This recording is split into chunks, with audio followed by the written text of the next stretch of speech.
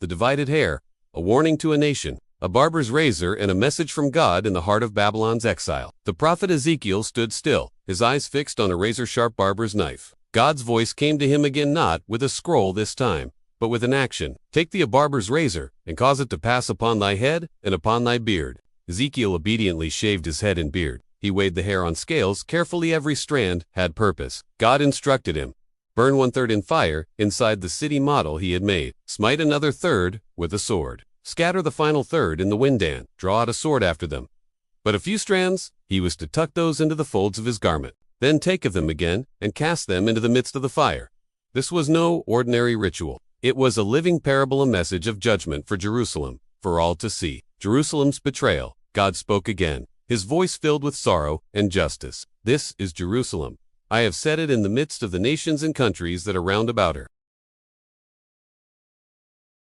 Jerusalem was meant to be a light to the nations, a holy city reflecting God's ways. But she had rebelled more than the nations, rejected God's laws, and refused his judgments. They have not walked in my statutes, neither have kept my judgments.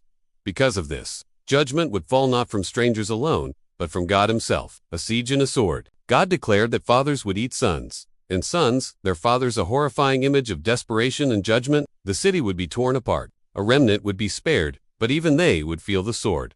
Wherefore, as I live, saith the Lord God, surely I will execute judgments in the midst of the Jerusalem's idols and abominations had provoked God's wrath. His sanctuary had been defiled, and now he would not spare. A lesson to all nations. The judgments were not just punishment, they were a warning to the nations. I will do in thee that which I have not done, and whereunto I will not do any more the like. This destruction would become a symbol, a testimony that rebellion against God leads to devastation, famine, wild beasts, pestilence, and the sword would consume what remained. And they shall know that I the Lord have spoken it in my zeal, spiritual and moral lessons.